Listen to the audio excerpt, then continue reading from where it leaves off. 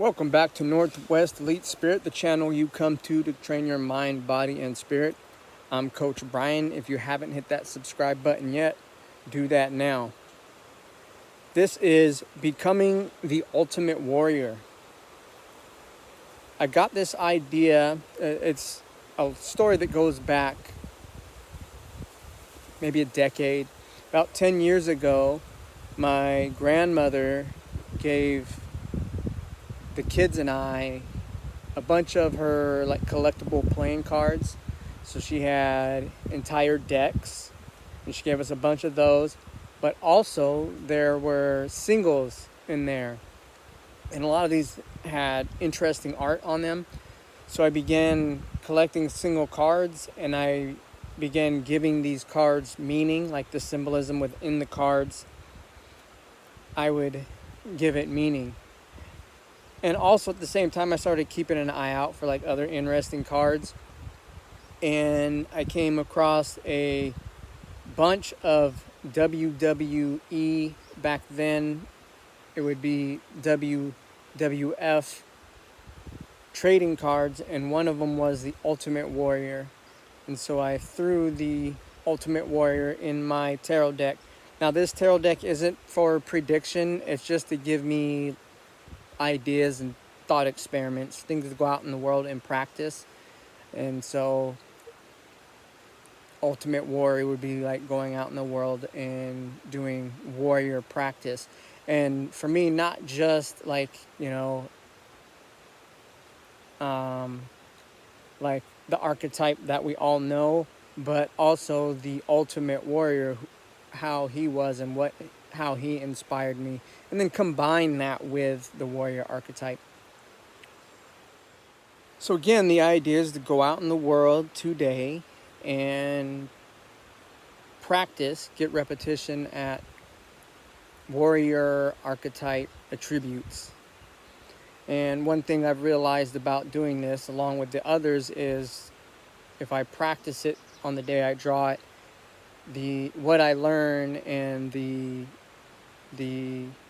paths that my mind goes down later on in the week align more with a warrior path. If that makes sense to you. It's like the practices carry over into your entire week. Having explored the Ultimate Warrior archetype, it's been pretty interesting, because not only was I inspired by him as a kid, but later on, and after you could say that his WWE career had ended, I still was inspired by, for instance, his YouTube channel here. I always saw the Ultimate Warrior as someone with a lot of physical and mental strength, and so he had the spirit to get over any obstacle. He had the inner strength to take challenges head on and come out victorious in the end. Keywords would be strength, willpower, endurance, resilience, and victory. For me, when I draw this card, I practice boundless endurance and passion, pouring myself into the things that I'm doing that day, and going into every pursuit today with a sense of adventure and enthusiasm. And it encourages me to pursue my goals with fervor and not hold back. Passion, energy, enthusiasm, vitality, and adventure. When I draw this card, I will practice fearlessness in the face of adversity, and I'll be willing to fight for what I believe in. It reminds me to face my fears and stand up for myself and the people around me. Courage, bravery, fearlessness, protection, and assertiveness.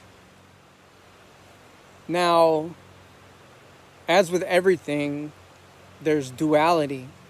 And so if it is drawn upside down, I look at it differently, and I try to look at some of the negative consequences or negative consequences warriors are prone to if they're not careful. And so I think about keeping my aggression and impulses in check, because a fighter, a warrior, has the tendency to lose himself in aggression in his impulses. It reminds me today that I need to slow down. If you're a warrior archetype, you may have a tendency to act without thinking or seek confrontation when confrontation can be avoided. Aggressiveness, compulsiveness, recklessness, anger, and conflict. A warrior archetype can feel overwhelmed by pressure and expectations, even if those expectations are only coming from himself. It reminds me that one can burn out and always trying to be strong and victorious. It reminds me to practice self-care and take a rest when I need it. Pressure, burnout, stress, exhaustion, burden. An ultimate warrior can have intense focus, and this can lead to a person distancing themselves from others and becoming isolated.